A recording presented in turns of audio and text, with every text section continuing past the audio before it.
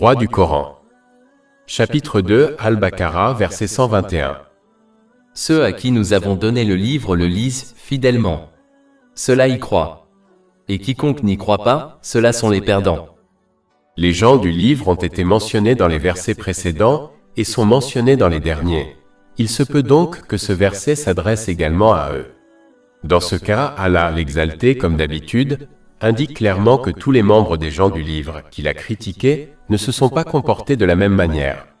Chapitre 2 Al-Baqarah, verset 121. Ceux à qui nous avons donné le livre le récitent fidèlement. Cela montre l'importance d'éviter de critiquer un groupe entier en fonction des actions de certains de ses membres. Se comporter de cette manière mène facilement à la discrimination, comme le racisme. Au contraire, chaque personne doit être jugée en fonction de ses propres actions. Une organisation ou un groupe entier ne peut être critiqué que s'il existe des preuves évidentes que tous les membres se comportent de la même manière. Chapitre 2 Al-Baqarah, verset 121. Ceux à qui nous avons donné le livre le lisent fidèlement. Ce sont eux qui y croient. Que ce verset se réfère à certains membres du peuple du livre et de la Torah, ou aux musulmans et au Saint-Coran, dans tous les cas, réciter correctement un livre divin va bien au-delà de sa simple lecture. Le mot arabe pour récitation signifie en fait suivre, c'est-à-dire suivre pratiquement. Réciter véritablement les écritures divines signifie donc comprendre et agir selon ses enseignements. Le problème de la simple lecture du Saint-Coran sans compréhension ni action ne conduit qu'à contredire ce que l'on récite par ses actes. Cela ne peut pas être défini comme une croyance au Saint-Coran. Ce verset signifie également qu'ils appliquent correctement les enseignements du Saint-Coran dans leur vie. Cela signifie qu'ils évitent de l'interpréter intentionnellement de manière erronée afin de justifier la satisfaction de leurs désirs matériels.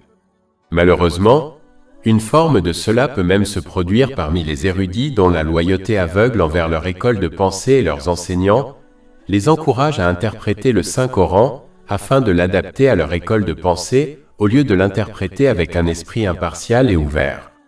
Il est important pour un musulman de faire preuve de respect envers ses professeurs et ses pairs, mais sa loyauté ne doit aller qu'à Allah, l'exalté, et à son saint prophète Muhammad, sur lui la paix et le salut.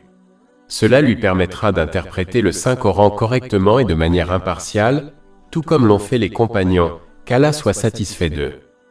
Ceux qui évitent de comprendre et d'appliquer le Saint-Coran, ou ceux qui l'interprètent intentionnellement de manière erronée, ne croient donc pas en lui correctement. C'est comme s'ils croyaient au Saint-Coran par leurs paroles mais pas par leurs actes. En conséquence, ils contredisent les enseignements du Saint-Coran lorsqu'ils abusent des bienfaits qui leur ont été accordés. Cela ne mène qu'à des ennuis et des difficultés dans les deux mondes. Chapitre 2 Al-Baqarah, verset 121. Et quiconque n'y croit pas, ceux-là sont les perdants. Et chapitre 20a, versets 124 à 126. Et quiconque se détourne de mon rappel, certes, aura une vie pénible. Et au jour de la résurrection, nous le rassemblerons aveugle. Il dira, Seigneur, pourquoi m'as-tu ressuscité aveugle alors que je voyais? Allah dira, ainsi vous sont venus nos signes et vous les avez oubliés. C'est ainsi que vous serez aujourd'hui oubliés. Le musulman doit donc accepter et agir selon le Saint-Coran, selon les traditions du saint prophète Muhammad, paix et bénédiction d'Allah sur lui, afin d'atteindre la paix de l'esprit et le succès dans les deux mondes, même si ses enseignements contredisent ses désirs. Chapitre 16 en Al, verset 97. Quiconque, homme ou femme, fait une bonne œuvre tout en étant croyant, nous lui ferons vivre une bonne vie, et nous lui donnerons certes sa récompense dans l'au-delà selon les meilleures de ses œuvres.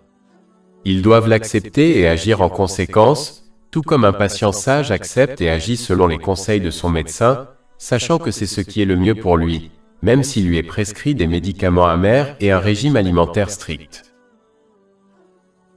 Plus de 400 livres électroniques, livres audio, infographies, podcasts et blogs gratuits disponibles sur notre site web www.chekpod.com.